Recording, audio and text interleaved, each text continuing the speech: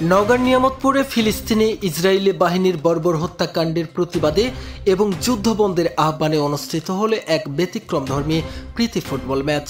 বৃহস্পতিবার বিকেলে উপজেলার সকল খেলোয়াড় ও সচেতন মহলের ব্যানারে আয়োজিত এই ম্যাচের উদ্বোধন করেন নিয়ামতপুর থানার অফিসার ইনচার্জ হাবিবুর রহমান। উপস্থিত ছিলেন উপজেলা প্রাণী সম্পদ কর্মকর্তা ডক্টর আব্দুল লতিফ ও ছাত্রনেতা নিশাদ আহমেদ। প্রীতি ফুটবল ম্যাচে নিয়ামতপুর উপজেলা একাদশ ও মান্দা উপজেলা একাদশ অংশ নেন। ম্যাচটি 2-2 গোলে অমীমাংসিতভাবে শেষ হয়। দর্শকদের কণ্ঠে ফিলিস্তিনের প্রতি সমর্থন ও মানবতার পক্ষে একাত্মতা প্রকাশ পায়। ওসি হাবিবুর রহমান বলেন, ফিলিস্তিনে গণহত্যা আজ গোটা বিশ্বকে নাড়া দিয়েছে। এই প্রীতি ম্যাচের আয়োজন সময়োপযোগী এবং তাৎপর্যপূর্ণ।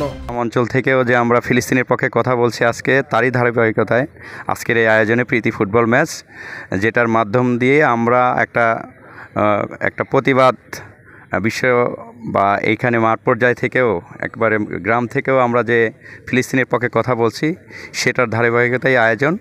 এই আয়োজনের মাধ্যম দিয়ে আমাদের একটা মেসেজ একবারে মাঠ থেকে, তৃণমূল থেকে একবার জাতীয় আন্তর্জাতিক পর্যায়ে উপজেলাবাসী এবং আমরা মান্দা উপজেলাবাসী আমরা একটা প্রীতি ম্যাচের আয়োজন করেছি। আমরা চাবো যে পুরা বাংলাদেশ এইভাবে ফিলিস্তিনিদেরকে যে যার জায়গা থেকে সমর্থন করবে। পুরা বাংলাদেশের বিভিন্ন জায়গার বিভিন্ন গোষ্ঠীর মানুষ সমর্থন করছে।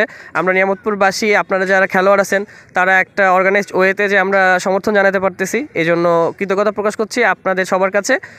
আপনারা জানেন যে ইসরায়েলি বাহিনী কর্তৃক গাজায় যে বা ফিলিস্তিনি যে বর্বর গণহত্যা চালানো হচ্ছে, সেই গণহত্যার বিরুদ্ধে অবস্থান নিয়ে নিয়ামতপুর উপজেলার সকল খেলোয়াড় ও সচেতন মহলের ব্যানারে আয়োজনে আজকে নিয়ামতপুর উপজেলা দল বনাম মান্দা উপজেলা দলের মধ্যে এক প্রীতি ম্যাচ অনুষ্ঠিত হতে যাচ্ছে।